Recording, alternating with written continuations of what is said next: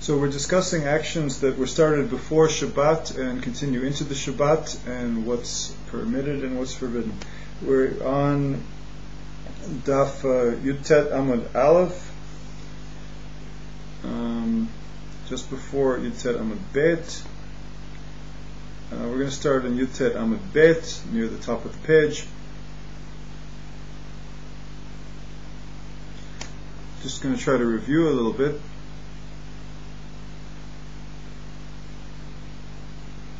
So just before Yud Tet Amud Bet, the Gemara asks, Man Tana Dekol Midi Da'ati Mimela Shapir Dami. Who's the Tana who holds that anything that comes on its own, not as a result of an action, it may well be done on Shabbat? Amar Rabbi Yossi Bar Chanina Rabbi Ishmael. He says it's the opinion of Rabbi Ishmael. It's non Bashum v'boser v'mililot sheriskan miv'od yom. Rabbi Ishmael Omer yigmor mishetachshach. Rabbi Akiva Omer lo yigmor. So he says that garlic, unripe grapes, and stalks of wheat that were crushed while it's still day, Rabbi Ishmael says you may continue tending to them and finish the work after it gets dark. And Rabbi Akiva says you may not finish. Rabbi Elazar says, Rabbi Elazar Amar, Rabbi Elazar he. So Rabbi Elazar the Tana says, Rabbi Elazar the Mora said it. Tanan chalut dvash sheriskan ve'erev Shabbos ve'yatsu me'atzman asor Rabbi Elazar matir.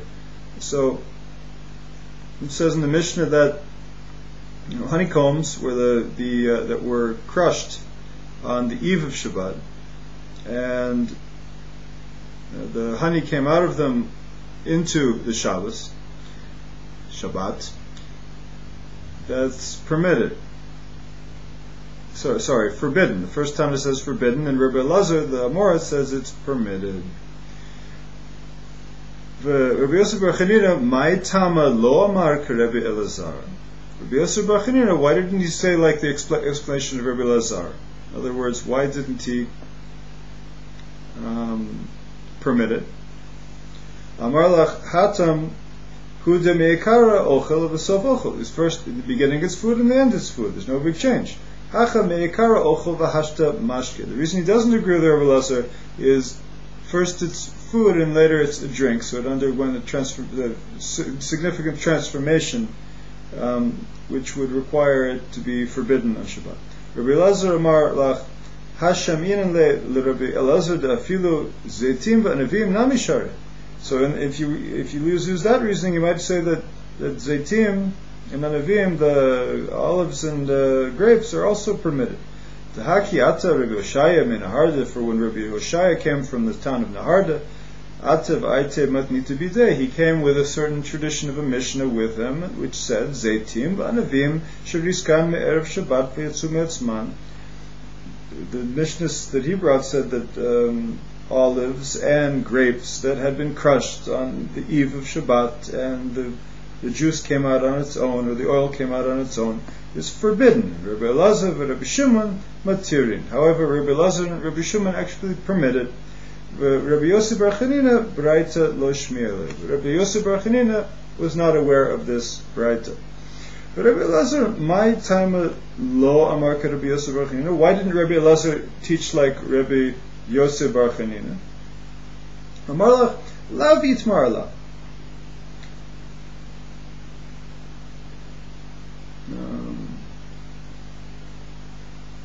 Lav yitmar la amar Rav. So it goes like this. Amar lach lav yitmar la amar Rav. He could have said to you, Lav Yitmar La. He could have said to you, Amar Rabbi Bar Chanina, Amar Rabbi Yochanan, B'mechusarim dicha. So, he would have said to you, wasn't it stated that Rabbi Bar Chanina said that Rabbi Yochanan said that it still lacked grinding, so it wasn't completed. So when the garlic and unripe grapes are not ground in a pestle, then everyone agrees that it's prohibited to place them in a manner that causes their liquids to come out on their own, on Shabbat. That's called mechusarin dicha. Everyone agrees about that, about mechusar indika, about there's a lack of grinding. When the disagreement had to do with a lack of pounding.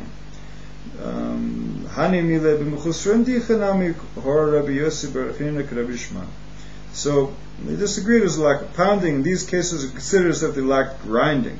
So the Gemara relates that Rabbi Yossi bar Chanina issued a practical ruling according with the opinion of Rabbi Ishmael, and permitted a person to finish tending them even after dark.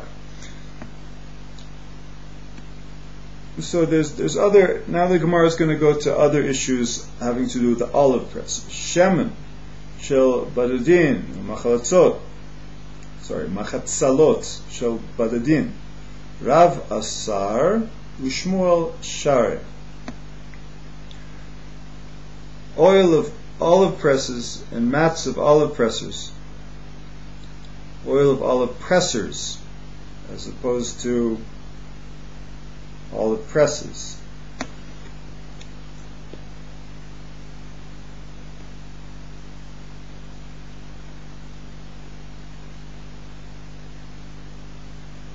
Probably the same thing. So, it's just the way it's translated here. So Rav Asar, so Shemen shel badadin machatzalot shel badadin. So oil of olive pressers and mats of olive pressers, which they used in their work. In those cases, Rav prohibited moving them on Shabbos since they're set aside for a specific purpose. It's prohibited to move an item designated for a specific purpose on Shabbat. The Shmuel Shari and Shmuel permitted it,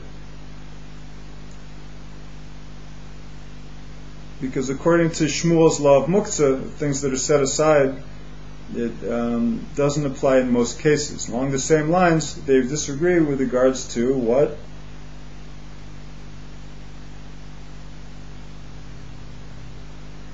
Hanika Rebbe de Zuze.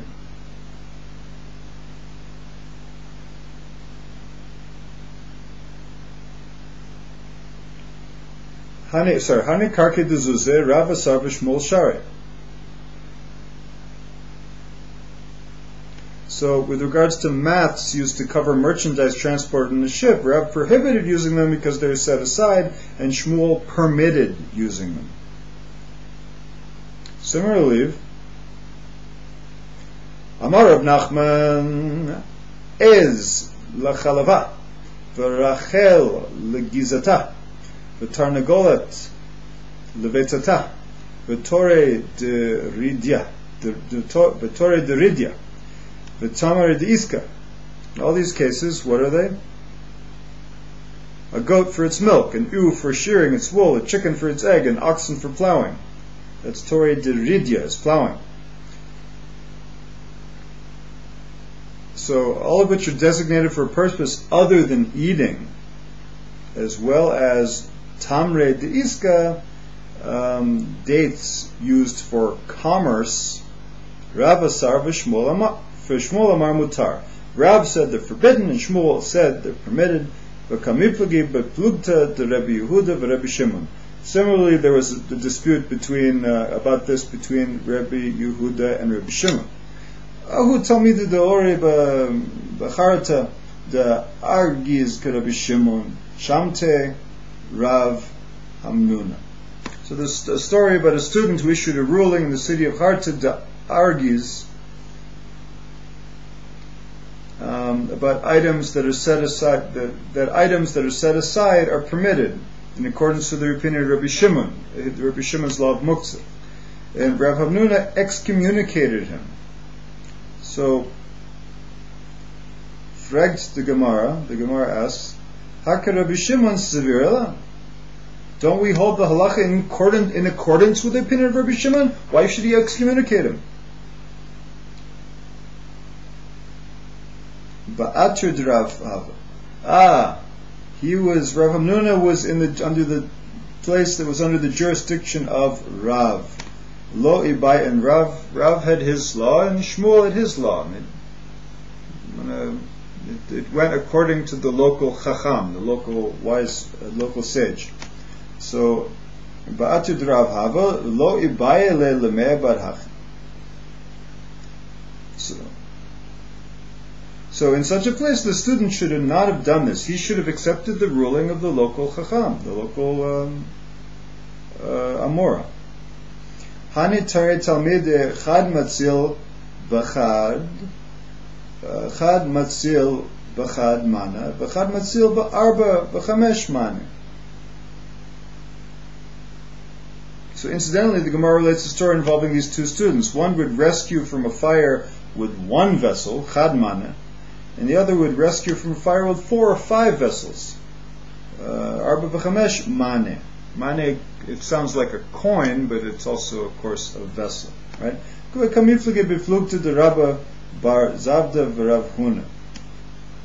Okay, so this, and they disagree with regard to the same issue, the subject of dispute between Rabba bar Zabda and Rav Huna elsewhere. So the disagreement in the second case, the story about the fire, they disagreed with regard to whether it's preferable to carry just one vessel and go back and forth several times, or carry several vessels all at once and go back and forth fewer times. Go figure.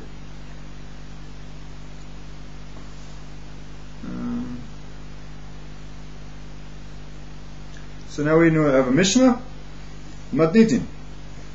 Ein solin batzar batzel vetza elikadesh yitzul mibodyon ein notin patlatonor im chashichav lo charara al gevei gachalim elikadesh yikrumo panea mibodyon. The Mishnah enumerates actions that may only be performed on Shabbat Eve if the prohibited labor will totally or mostly be completed while it is still day. One may only roast meat, an onion, or an egg if there remains sufficient time so they could roast it while it is still day.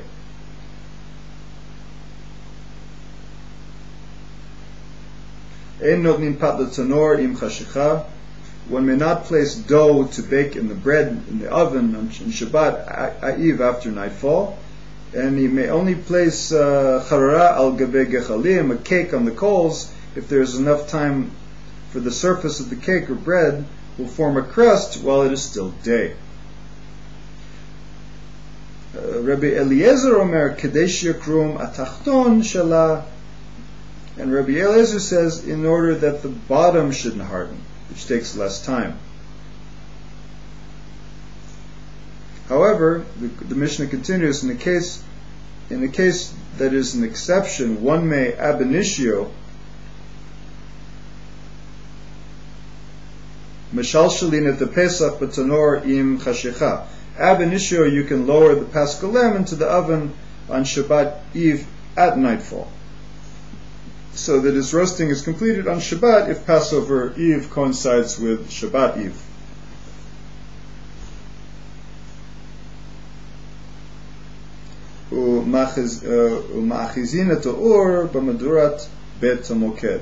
And one may ab initio, not with regard to the Paschal lamb, but with regard to the fire in the Holy Temple, one may kindle the fire in the bonfire in the chamber of the hearth in the temple on Shabbat Eve, adjacent to the start of Shabbat, and allow the fire to spread afterwards throughout all the wood in the bonfire. So the Mishnah continues, "V'gvulim kadesh yochaz she'te'echaz ha'ur berubo." However, in the outlying areas, meaning all of Eretz Yisrael outside the temple, it's prohibited to light a bonfire on Shabbat Eve unless there's sufficient time for the fire to take hold in most of the bonfire while it's still day. Rabbi Yehuda Omer b'pechamin kolshu. Rabbi Yehuda says, with a bonfire of coals, any amount of burning is permitted to light the fire on Shabbat Eve at nightfall, even if the fire only spread to any amount of the bonfire. The coals, once they're kindled, will not extinguish again. So you could start coals just before Shabbat and let them in the Mishnah. According to the Mishnah, you could start the coals just before Shabbat and let them burn into the Shabbat.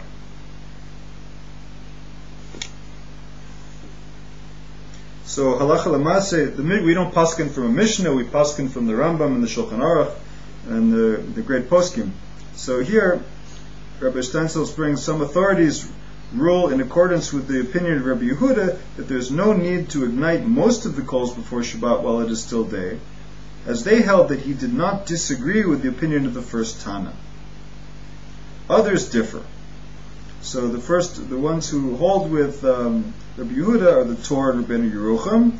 The ones who differ are like the Beit Yosef, the Taz, the Rambam, he gives all the list. Gemara, V'kama. We learned in the Mishnah that one may only roast meat and other foods if there remains enough time in the day so they can be roasted and cooked while it's still day. So how much do they need to be roasted? Amar Rabbi Elazar, Amar Rabbi Elazar, Amar Rav, Kedei sheyitzolu mib'od yom kamachal ben drusai. As long as before the onset of Shabbos they're cooked kamachal ben drusai. Ben Drusai was a famous thief, and he was known to cook his food only a third cooked, because he was always on the run. He didn't have time to cook it long enough.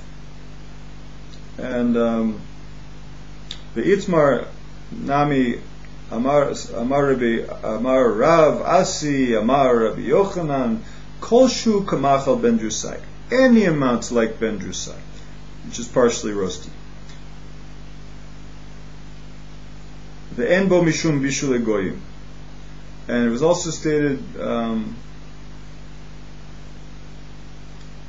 that Rav Asi said and Rabbi Yochanan, anything that is already cooked like the food of Ben Drusai by a Jew, no longer. It goes like this. One more time.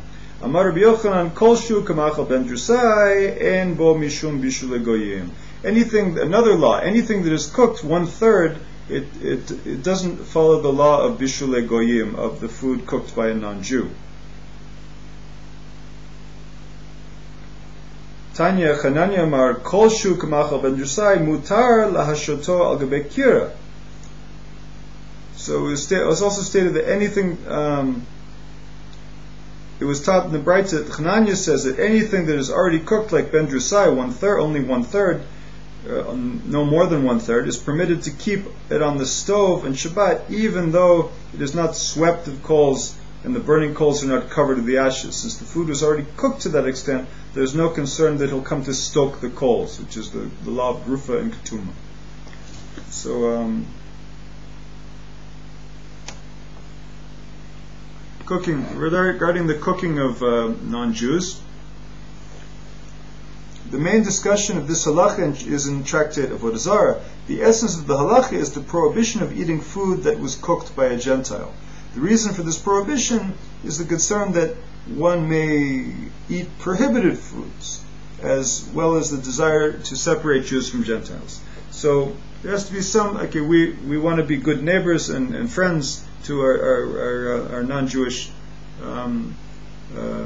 friends and co-workers, but at the same time we need to have some separation because we don't exactly eat the same foods, and there needs, so that we're together and we're separate. This does not apply to all foods, however. There are some foods, salads, cold salad, cold milk, there's no problem eating together. Cooked foods that could be eaten uncooked and insignificant foods were not included in this prohibition. So if it's only 1/3 cooked, it certainly can't be bishul akum.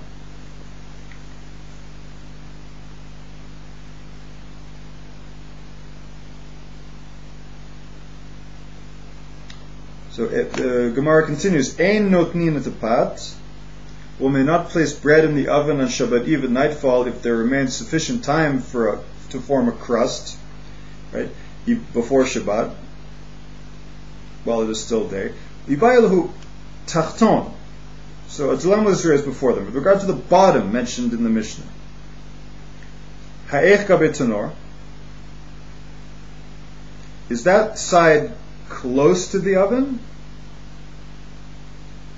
Tashma. Rabbi Eliezer Omer Kadesh Yikromu Panea Hamedubakim Batanor. Come in here. So the bottom that mentioned in the Mishnah is the side close to the oven, or perhaps it's the bottom that is close to the fire. The lashon again is Dilma Ibayilhu Tachton Heach Kabetanor. O dilma tachton, sorry, not heach, haech. It's a little hard today. Tachton haech degabe tanur, o dilma tachton haech degabe haur. So the dilemma is the bottom mean the side close to the oven, or perhaps the bottom is the side close to the fire? Rabbi Eliezer Omer, Kadesh Yekrum Panea Hamdubakim B'Tanor. According to Rabbi Eliezer, it's so that the surface that is stuck to the oven will form a crust.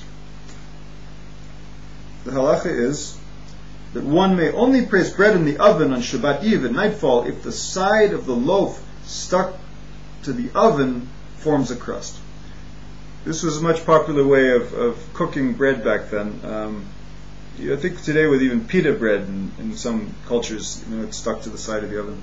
But so anyhow,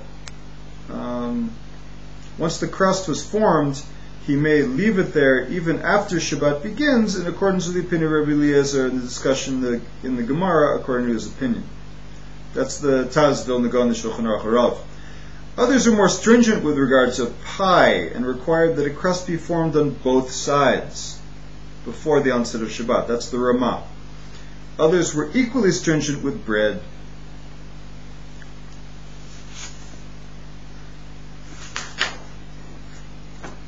Mishal Shalim at Pesach. In the Mishnah, you can't lower the Paschal lamb into the oven on Shabbat Eve at nightfall. My timer. Mishum de bnei chabura zrizimhem. Sorry, not can't. You can't. We learned in the Mishnah that one may, just testing, one may lower the Paschal lamb into the oven on Shabbat Eve at nightfall. So the Gemara explains, why is it permitted? Mishum de bnei chabura zrizimhem, because the groups of the Kohanim were very careful, and very diligent. They'd make sure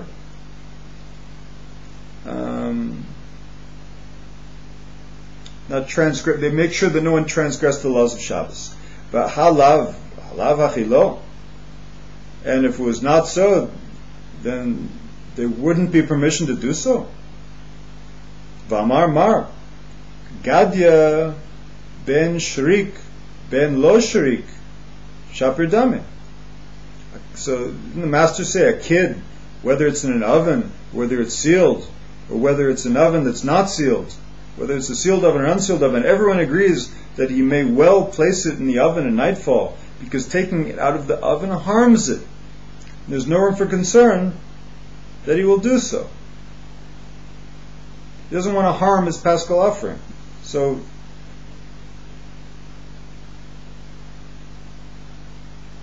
the problem is taking it out of the oven. There's no concern that he would take it out of the oven, because it might cause more burning. In other words, the taking it out, I suppose, would cause more burning.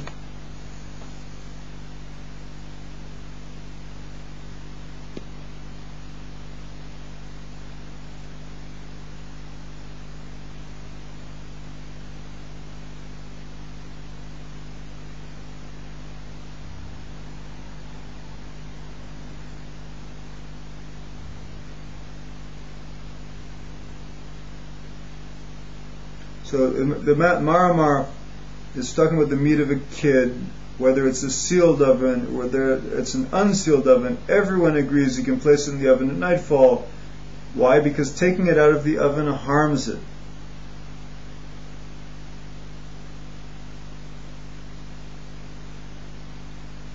So I suppose it means they're not going to take it out of the oven. If so, there's room for concern with regard to the meat of the Paschal lamb, which must be either a goat or a lamb. So the Gemara answers, in any case, it's necessary to emphasize the vigilance of the members of the group. So in other words, it's what we said before. So the group wasn't vigilant. The group wasn't vigilant in the performance of mitzvot. Then there's no permission? Right. If they're not vigilant, then there is no permission. But here, with regard to the Pesach,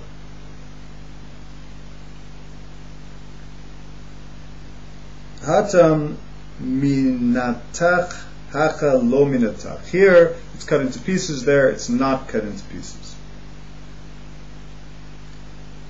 it's roasted whole, in accordance with the halacha of Pesach. Consequently, it does not roast quickly. There's room for concern that he might stoke up the coals in order to accelerate the roasting.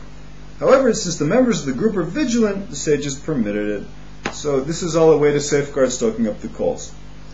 Mishnah continued, the next part of the Mishnah, Machizin et or v'chules. The Gemara says, Menani mile.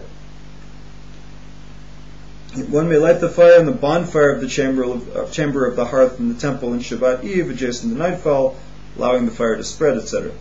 So the Gemara asks, where do we derive this from? Amar Rav Huna lo tvar eish b'kol moshvotechem. Rav Huna said, you shall not kindle fire in all of your habitations. B'kol moshvotechem iatam avir, aval atam avir b'medurat bet hamoked. It's not, the temple is not your habitation, so it was permitted to light fire in the temple, but not outside of the temple. But still, it wasn't completely permitted to light fire in the temple. Certain laws did apply. Details of the laws.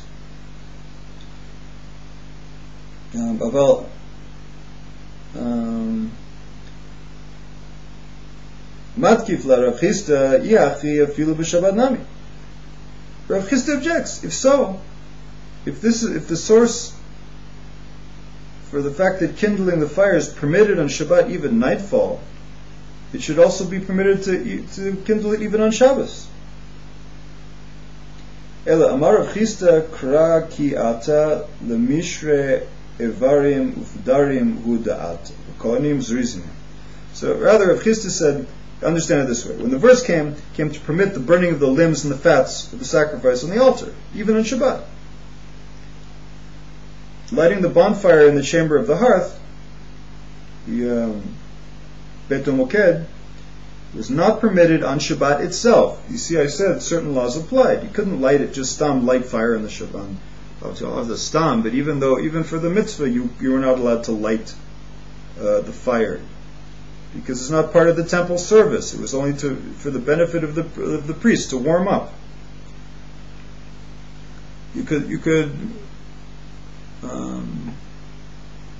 It was kindled merely by the benefit of the priest. The fact that there was no concern about lighting a bonfire in Shabbat, even nightfall, is because the priests are vigilant with the mitzvah, and they certainly wouldn't come to stoke up the coals. Uvagvulin kadesh yechaz kule.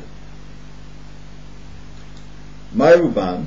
So we learn in the Mishnah, the outlying areas, one may not light a bonfire on Shabbat Eve unless you have sufficient time for the fire to take hold.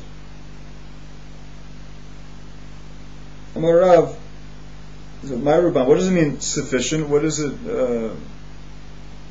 most of the fire mean? Amar Rav rov kol echad ve'echad Shmuel amar kedei shelo yomru have etzim v'naniach tachtein. Rav said most of each and every one of the branches, and Shmuel said it's enough if the branches are sufficiently lit so that they will not say to each other, bring thinner branches, which are easy to kindle, and place them beneath the existing branches and accelerate the burning. Tana Rav Chia, the Sa'el Shmuel. Rav Chia says something to support Shmuel's opinion, Kedei Shetiyeh shall hevet ola me'eleh, in order that the flame should go up by itself, v'lo shetiyeh shall hevet ola al yedei davar acher, not that the flame should go up by means of something else. In a place where kindling is required, it's enough to ensure that the fire burns on its own.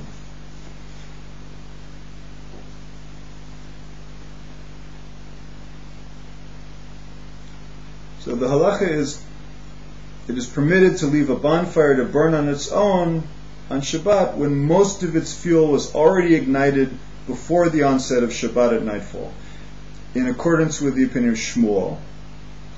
And there's another Breita that supports his opinion. Because we have a Breita that supports his opinion, weiter. Eitzichidi Rav Amar Rov Ovyo, V'amri La Barov Higifo. When we're talking about a single branch, Rav says most of the thickness.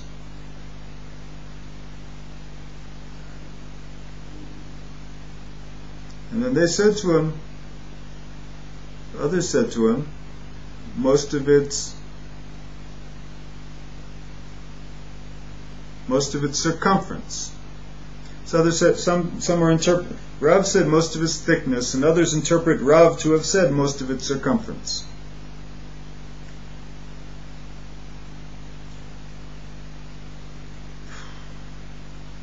Amar Papa Hilchach Ba'inan Rov of Yo. Rav Papa said, since there's disagreement with regard to Rav's halacha, and it's not clear exactly what he said, Hilchach Ba'inan Rov of Yo. Therefore, we need most of its thickness to ignite. Ba'inan Rov Hekefo. We need most of its thickness to ignite, and we require most of its circumference to ignite. So we've got suffix or deraita l'chumra. We have a suffix deraita here, so we have to take the strict opinion.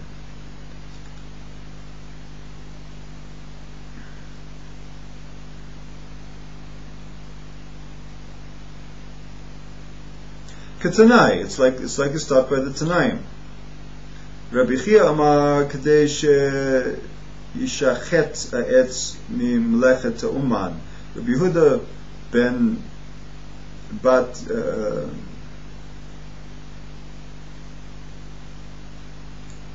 Rabbi Yehuda ben Batera Omer Kadesh Tochaz Ha'esh Mishnei Tzadin. Yehuda ben Batera says, so the fire will take hold from both sides of the wood. So the machlokas of the Amoraim is similar to a machlokas Tanaim. But afal pi she'en ra'el davar zecher davar. Even though we don't have a proof of the matter, we have an allusion to the matter in a pasuk. It says et shnei ktzotav achla ha'esh v'tocho nachar hayitzlach limalacha. We have allusion to the matter that wood in this case is considered burnt, as is stated, behold, it is cast into the fire for fuel. The fire consumed both of its ends, and the midst of it is burned. Is it fit for any work? That's from Ezekiel.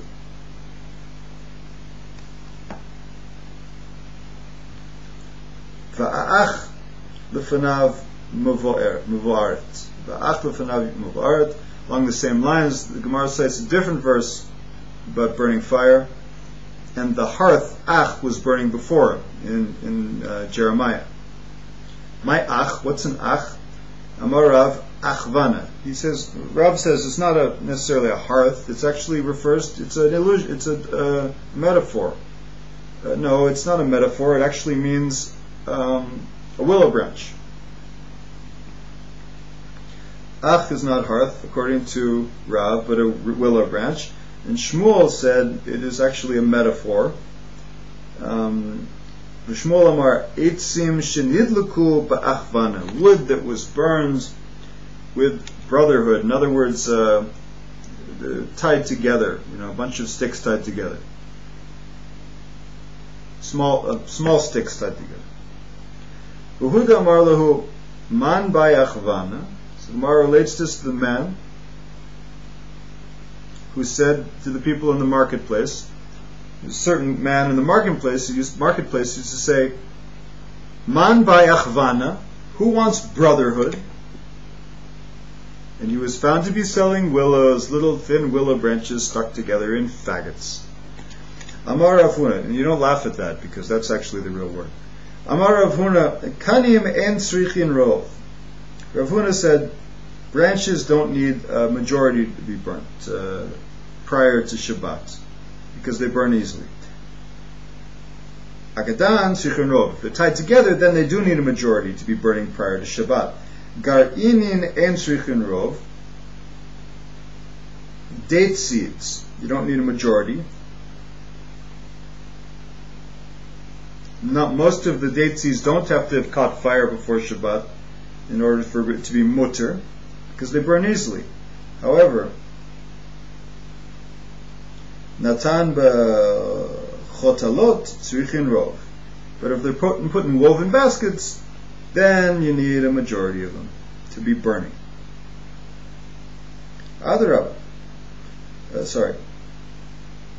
Matkif la Rav Chisda. Rav Chisda raises a strong objection. Adarabba, ipcha mistabra. No, it's actually the opposite. Kanim mibadran. Hagadan lo mibadran. Rav Chisda says, scattered, reeds are scattered and difficult to burn. When they're bundled, they're not scattered, and therefore they're more easily burnt. Similarly, gar'inin mibadran netanan bechotalot. Seeds that are scattered.